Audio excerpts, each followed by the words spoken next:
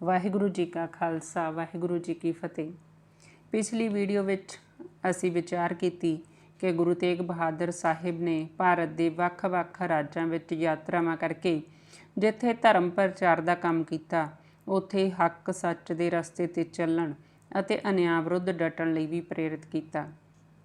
ਇਸ ਲਈ ਮੁਗਲ ਸਰਕਾਰ ਦੀਆਂ ਅੱਖਾਂ ਵਿੱਚ ਆਪ ਰੜਕਣ ਲੱਗ ਪਏ ਸਨ। ਔਰੰਗਜ਼ੇਬ ਕੱਟੜ ਸੁੰਨੀ ਮੁਸਲਮਾਨ ਸੀ। ਇਸਲਾਮ ਤੋਂ ਬਿਨਾਂ ਕਿਸੇ ਹੋਰ ਧਰਮ ਨੂੰ ਵੱਧਦਾ ਫੁੱਲਦਾ ਨਹੀਂ ਸੀ ਦੇਖ ਸਕਦਾ।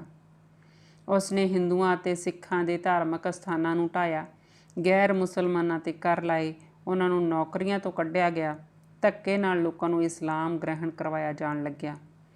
ਨਾ ਕਰਨ ਵਾਲਿਆਂ 'ਤੇ ਜ਼ੁਲਮ ਢਾਹੇ ਜਾਂਦੇ, ਪਰ ਜੋ ਇਸਲਾਮ ਗ੍ਰਹਿਣ ਕਰ ਲੈਂਦੇ ਉਹਨਾਂ ਨੂੰ ਕੁਝ ਰਿਆਇਤਾਂ ਵੀ ਦਿੱਤੀਆਂ ਜਾਂਦੀਆਂ। ਸਾਰੇ ਦੇਸ਼ ਵਿੱਚ ਹਾਹਾਕਾਰ ਮੱਚੀ ਹੋਈ ਸੀ।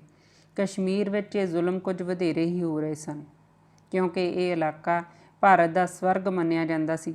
ਇਸ ਲਈ ਇੱਥੇ ਉਹ ਚਾਹੁੰਦੇ ਸਨ ਕਿ ਸਿਰਫ ਮੁਸਲਮਾਨ ਹੀ ਵਸਣ। ਇਸ ਲਈ ਕਸ਼ਮੀਰੀ ਪੰਡਤਾਂ 'ਤੇ ਘੋਰ ਅਤਿਆਚਾਰ ਹੋ ਰਹੇ ਸਨ। ਕਸ਼ਮੀਰੀ ਪੰਡਤ ਆਪਣੇ ਧਰਮ ਅਤੇ ਪ੍ਰਾਚੀਨ ਸੰਸਕ੍ਰਿਤੀ 'ਤੇ ਦ੍ਰਿੜ ਸਨ, ਇਸ ਲਈ ਭਾਰਤ ਦੇ ਲੋਕ ਉਹਨਾਂ ਦਾ ਆਦਰ ਸਤਿਕਾਰ ਕਰਦੇ ਸਨ। ਔਰੰਗਜ਼ੇਬ ਨੂੰ ਇਹ ਵੀ ਲੱਗਦਾ ਸੀ ਕਿ ਜੇ ਇਹ ਮੁਸਲਮਾਨ ਬਣ ਜਾਣ ਤਾਂ ਬਾਕੀ ਵੀ ਇਹਨਾਂ ਦੇ ਪ੍ਰਭਾਵ ਥੱਲੇ ਆ ਜਾਣਗੇ। ਇਸੇ ਉਦੇਸ਼ ਨਾਲ ਸ਼ੇਰ ਅਫਗਾਨ ਨੂੰ ਕਸ਼ਮੀਰ ਦਾ ਗਵਰਨਰ ਲਾਇਆ ਗਿਆ, ਜਿਸ ਦੇ ਜ਼ੁਲਮਾਂ ਨਾਲ ਧੜਾ ਧੜ ਜਨੇਊ ਲੈਣ ਲੱਗੇ। ਪਰ ਦਹਿਸ਼ਤ ਨਾਲ ਸਾਹ ਸੱਤਹੀਣ ਹੋ ਚੁੱਕੀ ਜਨਤਾ ਜ਼ੁਲਮ ਦਾ ਮੁਕਾਬਲਾ ਕਰਨ ਦਾ ਹੌਸਲਾ ਨਹੀਂ ਸੀ ਕਰ ਰਹੀ। ਜਾਨਾਂ ਬਚਾਉਣ ਲਈ ਬਹੁ ਗਿਣਤੀ ਲੋਕ ਇਸਲਾਮ ਕਬੂਲ ਕਰ ਰਹੇ ਸਨ। ਕੁਝ ਮੁਹਤਬਰ ਕਸ਼ਮੀਰੀ ਪੰਡਤਾਂ ਨੇ ਇਕੱਠੇ ਹੋ ਕੇ ਇਸ ਮੁਸੀਬਤ ਤੋਂ ਬਚਣ ਲਈ ਅਮਰਨਾਥ ਦੇ ਮੰਦਰ ਵਿੱਚ ਇਕੱਠ ਕੀਤਾ। ਵਿਚਾਰ ਚਰਚਾ ਤੋਂ ਬਾਅਦ ਇਹ ਫੈਸਲਾ ਹੋਇਆ ਕਿ ਗੁਰੂ ਤੇਗ ਬਹਾਦਰ ਸਾਹਿਬ ਤੋਂ ਮਦਦ ਲਈ ਜਾਵੇ, ਕਿਉਂਕਿ ਸਿੱਖ ਗੁਰੂ ਸ਼ਰਨ ਪਏ ਦੀ ਹਮੇਸ਼ਾ ਮਦਦ ਕਰਦੇ ਹਨ। ਇਸ ਲਈ ਕਸ਼ਮੀਰੀ ਪੰਡਤਾਂ ਦਾ ਇੱਕ ਜਥਾ 25 ਮਈ 1675 ਈਸਵੀ ਨੂੰ ਅਨੰਦਪੁਰ ਸਾਹਿਬ ਵਿਖੇ ਪਹੁੰਚਿਆ, ਜਿਸ ਦੀ ਅਗਵਾਈ ਪੰਡਤ ਕਿਰਪਾ ਰਾਮ ਕਰ ਰਿਹਾ ਸੀ।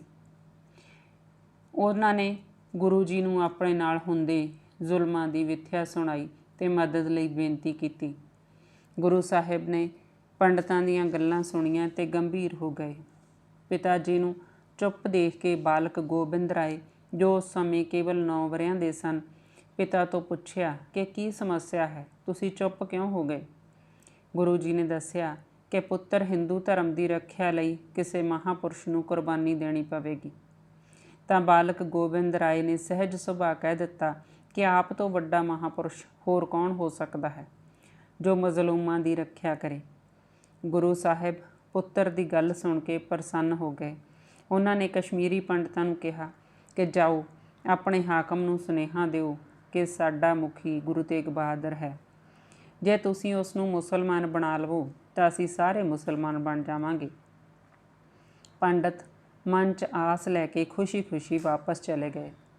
ਉਹਨਾਂ ਨੇ ਜਾ ਕੇ ਇਹ ਗੱਲ ਸ਼ੇਰ ਅਫਗਾਨ ਨੂੰ ਦੱਸੀ ਅਤੇ ਸ਼ੇਰ ਅਫਗਾਨ ਨੇ ਔਰੰਗਜ਼ੇਬ ਨੂੰ ਇਹ ਸਕੀਮ ਮਾੜੀ ਨਾ ਲੱਗੀ।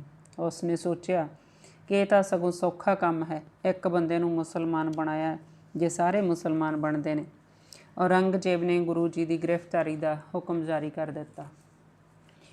ਗੁਰੂ ਜੀ ਆਪ ਹੀ 11 ਜੁਲਾਈ 1675 ਈਸਵੀ ਨੂੰ ਆਪਣੇ 3 ਸਾਥੀਆਂ ਭਾਈ ਮਤੀ ਦਾਸ ਜੀ, ਭਾਈ ਸਤੀ ਦਾਸ ਜੀ ਅਤੇ ਭਾਈ ਦਿਆਲਾ ਜੀ ਨੂੰ ਨਾਲ ਲੈ ਕੇ ਅਨੰਦਪੁਰ ਸਾਹਿਬ ਤੋਂ ਦਿੱਲੀ ਲਈ ਚੱਲ ਪਏ। ਰਸਤੇ ਵਿੱਚ ਹੀ ਆਪ ਜੀ ਨੂੰ ਗ੍ਰਿਫਤਾਰ ਕਰ ਲਿਆ ਗਿਆ।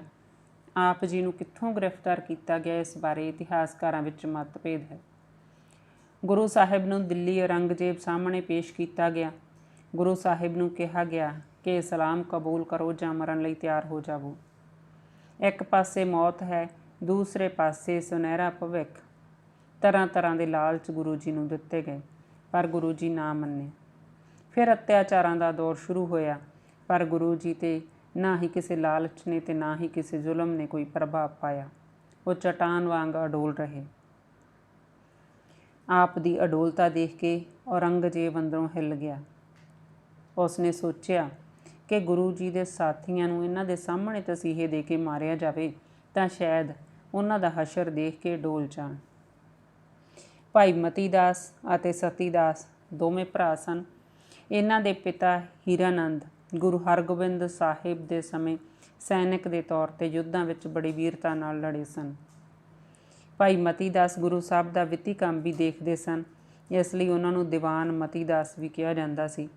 ਭਾਈ ਸਤੀ ਦਾਸ ਖਾਣਾ ਬਣਾਉਣ ਦਾ ਕੰਮ ਕਰਦੇ ਸੀ ਗੁਰੂ ਸਾਹਿਬ ਲਈ।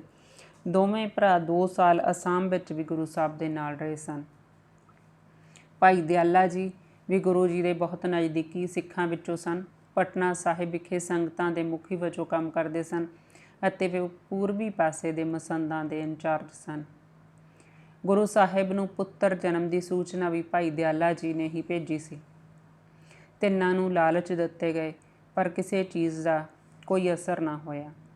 ਜਦੋਂ ਲਾਲਚਾਂ ਨੇ ਕੋਈ ਕੰਮ ਨਾ ਕੀਤਾ ਤਾਂ ਤਿੰਨਾਂ ਨੂੰ ਸ਼ਹੀਦ ਕਰਨ ਦਾ ਫਰਮਾਨ ਜਾਰੀ ਹੋ ਗਿਆ। ਸਭ ਤੋਂ ਪਹਿਲਾਂ ਭਾਈ ਮਤੀ ਦਾਸ ਜੀ ਨੂੰ ਆਰੇ ਨਾਲ ਚੀਰਨ ਦਾ ਫਰਮਾਨ ਹੋਇਆ। ਭਾਈ ਸਾਹਿਬ ਤੋਂ ਆਖਰੀ ਇੱਛਾ ਪੁੱਛੀ ਗਈ ਤਾਂ ਉਹਨਾਂ ਨੇ ਕਿਹਾ ਕਿ ਮੇਰਾ ਮੁੱਖ ਮੇਰੇ ਗੁਰੂ ਦੇ ਵੱਲ ਹੋਵੇ। 2 ਧਾਰੀ ਆਰਾ ਭਾਈ ਸਾਹਿਬ ਦੇ ਸਿਰ ਦੇ ਵਿਚਾਲੇ ਰੱਖਿਆ ਗਿਆ। ਭਾਈ ਸਾਹਿਬ ਬਿਲਕੁਲ ਸ਼ਾਂਤ ਹੋ ਕੇ ਜਪਜੀ ਸਾਹਿਬ ਦਾ ਪਾਠ ਕਰਨ ਲੱਗੇ। ਆਰੇ ਨੇ ਉਹਨਾਂ ਦਾ ਸਰੀਰ ਦੋ ਫਾੜ ਕਰ ਦਿੱਤਾ। ਫਿਰ ਭਾਈ ਸਤੀ ਦਾਸ ਦੀ ਵਾਰੀ ਆਈ। ਉਹਨਾਂ ਨੂੰ ਰੂੰ ਵਿੱਚ ਲਪੇਟ ਕੇ ਜਿਉਂਦਿਆਂ ਨੂੰ ਅੱਗ ਲਗਾ ਦਿੱਤੀ ਗਈ। ਉਹ ਵੀ ਵਾਹਿਗੁਰੂ ਦਾ ਜਾਪ ਕਰਦੇ ਹੋਏ ਸ਼ਹੀਦ ਹੋਏ। ਭਾਈ ਦਿਆਲਾ ਜੀ ਨੂੰ ਉਬਲਦੀ ਦੇਗ ਵਿੱਚ ਉਬਾਲ ਦਿੱਤਾ ਗਿਆ, ਪਰ ਤਿੰਨੋਂ ਸਿੱਖ ਮੌਤ ਨੂੰ ਅੱਗੇ ਦੇਖ ਕੇ ਜਰਾ ਵੀ ਨਾ ਡੋਲੇ। ਇਹ ਦੇਖ ਕੇ ਔਰੰਗਜ਼ੇਬ ਜ਼ਰੂਰ ਡੋਲ ਗਿਆ। ਉਸਨੇ ਸੋਚਿਆ ਕਿ ਜਿਸ ਦੇ ਸਿੱਖਾਂ ਨੂੰ ਹੀ ਮੈਂ ਨਹੀਂ ਡਰਾ ਸਕਿਆ, ਉਹਨਾਂ ਦਾ ਗੁਰੂ ਭਲਾ ਮੇਰੇ ਤੋਂ ਕਿਵੇਂ ਡਰੇਗਾ। ਇੱਕ ਵਾਰ ਫਿਰ ਗੁਰੂ ਸਾਹਿਬ ਨੂੰ ਲਾਲਚ ਦਿੱਤੇ ਗਏ, ਡਰਾਇਆ ਧਮਕਾਇਆ ਵੀ ਗਿਆ। ਉਹਨਾਂ ਨੂੰ ਪਿੰਜਰੇ ਵਿੱਚ ਬੰਦ ਕੀਤਾ ਗਿਆ। ਅੰਤ 11 ਨਵੰਬਰ 1675 ਈਸਵੀ ਦਾ ਉਹ ਦਿਨ ਵੀ ਆ ਗਿਆ ਜਦੋਂ ਗੁਰੂ ਸਾਹਿਬ ਨੂੰ ਦਿੱਲੀ ਚਾਂਦਨੀ ਚੌਂਕ ਵਿੱਚ ਲੋਕਾਂ ਸਾਹਮਣੇ ਸਿਰ ਕੱਟ ਕੇ ਸ਼ਹੀਦ ਕਰਨ ਦਾ ਹੁਕਮ ਹੋਇਆ। ਗੁਰੂ ਸਾਹਿਬ ਨੂੰ ਸ਼ਹੀਦੀ ਵਾਲੀ ਜਗ੍ਹਾ 'ਤੇ ਲਿਆਂਦਾ ਗਿਆ। ਆਲੇ ਦੁਆਲੇ ਲੋਕਾਂ ਦਾ ਭਾਰੀ ਇਕੱਠ ਜੁੜ ਗਿਆ। ਗੁਰੂ ਸਾਹਿਬ ਚੌਂਕੜਾ ਮਾਰ ਅਡੋਲ ਬੈਠ ਗਏ। ਸੁਰਤ ਅਕਾਲ ਪੁਰਖ ਨਾਲ ਜੁੜ ਗਈ। ਜਲਾਦ ਜਲਾਲੂਦੀਨ ਨੇ ਤਲਵਾਰ ਦੇ ਵਾਰ ਨਾਲ ਗੁਰੂ ਸਾਹਿਬ ਦਾ ਸੀਸ ਧੜ ਤੋਂ ਵੱਖ ਕਰ ਦਿੱਤਾ। ਮੁਗਲਾਂ ਦੇ ਅਤਿਆਚਾਰਾਂ ਦੀ ਸਿਖਰ ਸੀ। ਧਰਤੀ ਅਸਮਾਨ ਕੰਬ ਉੱਠੇ। ਅਸਮਾਨ ਦਾ ਰੰਗ ਲਾਲ ਹੋ ਗਿਆ। ਤੇਜ਼ ਹਨੇਰੀ ਝੁੱਲੀ। ਹਰ ਸੁਣਨ ਦੇਖਣ ਵਾਲੇ ਦੀ ਰੂਹ ਕੁਰਲਾ ਉੱਠੀ, ਪਰ ਸਭ ਬੇਵੱਸ ਸਨ। ਔਰੰਗਜ਼ੇਬ ਨੇ ਹੁਕਮ ਦਿੱਤਾ ਸੀ ਕਿ ਗੁਰੂ ਸਾਹਿਬ ਦੇ ਸਰੀਰ ਦਾ ਸੰਸਕਾਰ ਨਹੀਂ ਕੀਤਾ ਜਾਵੇਗਾ, ਸਗੋਂ ਉਹਨਾਂ ਦੇ ਟੋਟੇ ਟੋਟੇ ਕਰਕੇ ਸ਼ਹਿਰ ਦੇ ਵੱਖ-ਵੱਖ ਹਿੱਸਿਆਂ ਵਿੱਚ ਟੰਗੇ ਜਾਣਗੇ।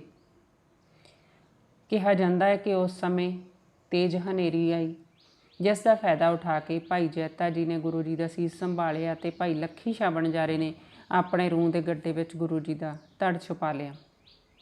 ਪਰ ਇੰਨਾ ਵੀ ਸੌਖਾ ਨਹੀਂ ਰਿਹਾ ਹੋਵੇਗਾ ਗੁਰੂ ਜੀ ਦੇ ਸਰੀਰ ਨੂੰ ਸੰਭਾਲਣਾ, ਜਦੋਂ ਕਿ ਪਹਿਰਾ ਇੰਨਾ ਸਖਤ ਸੀ।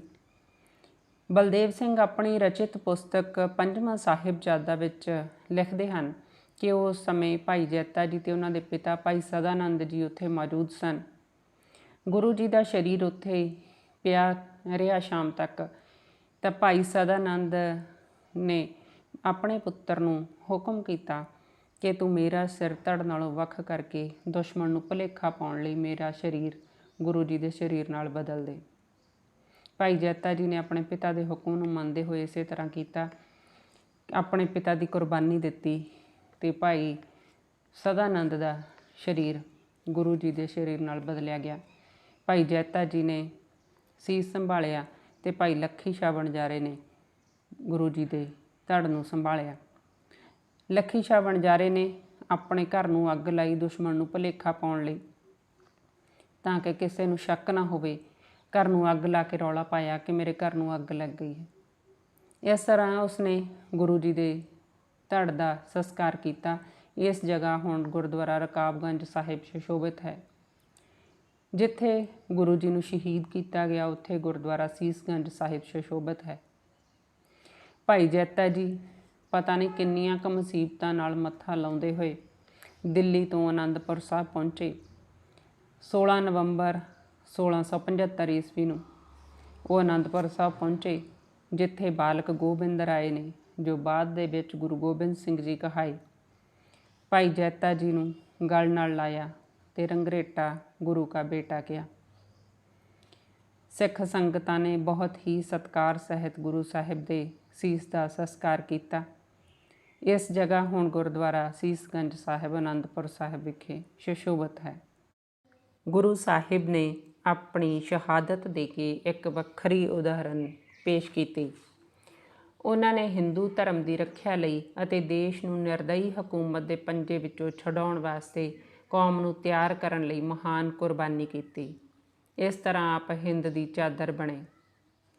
ਗੁਰੂ ਗੋਬਿੰਦ ਸਿੰਘ ਜੀ ਆਪ ਜੀ ਦੀ ਸ਼ਹਾਦਤ ਬਾਰੇ ਬਚਿੱਤਰ ਨਾਟਕ ਵਿੱਚ ਲਿਖਦੇ ਹਨ, ਤਿਲਕ ਜੰਜੂ ਰਾਖਾ ਪ੍ਰਭ ਤਾਕਾ, ਕੀਨੋ ਬੜੋ ਕਲੂ ਮੈਂ ਸਾਕਾ, ਸਾਧਨ ਹੇਤ ਇਤੇ ਜਿਨ ਕਰੀ, ਸੀਸ ਦਿਆ ਪਰ ਸੀ ਨ ਉਚਰੀ। ਧਰਮ ਹੇਤ ਸਾਕਾ ਜਿਨ ਕੀਆ, ਸੀਸ ਦਿਆ ਪਰ ਸਿਰ ਨ ਦਿਆ, ਨਾਟਕ ਚੇਟਕ ਕੀਏ ਕੁਕਾਜਾ, ਪ੍ਰਭ ਲੋਗਨ ਕੈ ਆਵਤ ਲਾਜਾ। ਦੋਹਰਾ। ਠੀਕਰ ਫੋਰ ਦਲੀਸ ਸਿਰ, ਪ੍ਰਭ ਪੁਰ ਕੀਆ ਪਿਆਨ, ਤੇਗ ਬਹਾਦਰ ਸੀ ਕਿਰਿਆ, ਕਰੀ ਨ ਕਿਨਹੂ ਆਨ। ਤੇਗ ਬਹਾਦਰ ਕੇ ਚਲਤ, ਭਇਓ ਜਗਤ ਕੋ ਸੋਕ, ਹੈ ਸਭ ਜਗ ਪਇਓ, ਜੈ ਜੈ ਜੈ ਸੁਰਲੋਕ। ਭਾਵੇਂ ਗੁਰੂ ਸਾਹਿਬ ਦੀ ਸ਼ਹੀਦੀ ਦਾ ਅਸਲ ਕਾਰਨ ਔਰੰਗਜ਼ੇਬ ਦੀ ਧਾਰਮਿਕ ਕੱਟੜਤਾ ਸੀ, ਪਰ ਨਕਸ਼ਬੰਦੀ ਅਤੇ ਰਾਮ ਰਾਏ ਵਰਗੇ ਗੁਰੂ ਘਰ ਦੇ ਵਿਰੋਧੀ ਵੀ ਔਰੰਗਜ਼ੇਬ ਦੇ ਕੰਨ ਭਰਦੇ ਰਹੇ। ਗੁਰੂ ਸਾਹਿਬ ਦੀ ਸ਼ਹੀਦੀ ਸਿੱਖ ਇਤਿਹਾਸ ਦੀਆਂ ਮਹਾਨ ਘਟਨਾਵਾਂ ਵਿੱਚੋਂ ਇੱਕ ਹੈ। ਗੁਰੂ ਸਾਹਿਬ ਨੇ ਪੂਰੇ ਭਾਰਤ ਵਾਸੀਆਂ ਦੀ ਰਾਖੀ ਲਈ ਅਤੇ ਮੁਰਦਾ ਹੋ ਚੁੱਕੇ ਲੋਕਾਂ ਵਿੱਚ ਨਵੀਂ ਰੂਹ ਫੂਕਣ ਲਈ ਆਪਣੇ ਪ੍ਰਾਣਾਂ ਦੀ ਆਹੂਤੀ ਦਿੱਤੀ। ਉਹਨਾਂ ਦੀ ਸ਼ਹੀਦੀ ਨੇ ਪੂਰੇ ਭਾਰਤ ਵਾਸੀਆਂ ਵਿੱਚ ਗੁੱਸੇ ਦੀ ਲਹਿਰ ਭਰ ਦਿੱਤੀ। ਸਦੀਆਂ ਤੋਂ ਸੁੱਤੀ ਪਈ ਹਿੰਦੂ ਕੌਮ ਵਿੱਚ ਨਵੀਂ ਜਾਗਰਤੀ ਪੈਦਾ ਹੋਈ। ਲੋਕਾਂ ਨੂੰ ਇਹ ਸਪਸ਼ਟ ਹੋ ਗਿਆ ਕਿ ਆਪਣੀ ਰੱਖਿਆ ਲਈ ਹਥਿਆਰ ਚੁੱਕਣੇ ਪੈਣਗੇ। ਇਸ ਦੇ ਸਿੱਟੇ ਵਜੋਂ 1699 ਈਸਵੀ ਵਿੱਚ ਖਾਲਸਾ ਪੰਥ ਦੀ ਸਿਰਜਣਾ ਦਾ ਮਹਾਨ ਕਾਰਜ ਹੋਇਆ ਤੇ ਧੜਾ ਧੜ ਲੋਕਾਂ ਨੇ ਅੰਮ੍ਰਿਤਪਾਨ ਕਰਕੇ ਸੈਨਿਕ ਸਰੂਪ ਨੂੰ ਅਪਣਾਇਆ।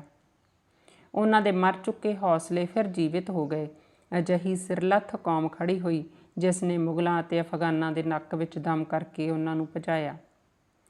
ਪੂਰੀ ਦੁਨੀਆ ਅੱਜ ਵੀ ਉਹਨਾਂ ਦੀ ਅਦੁੱਤੀ ਸ਼ਹਾਦਤ ਨੂੰ ਸਿਰ ਨਿਵਾਉਂਦੀ ਹੈ ਤੇ ਰਹਿੰਦੀ ਦੁਨੀਆ ਤੱਕ ਸਭ ਦਾ ਸਿਰ ਝੁਕਦਾ ਰਹੇਗਾ। ਵਾਹਿਗੁਰੂ ਜੀ ਕਾ ਖਾਲਸਾ, ਵਾਹਿਗੁਰੂ ਜੀ ਕੀ ਫਤਿਹ।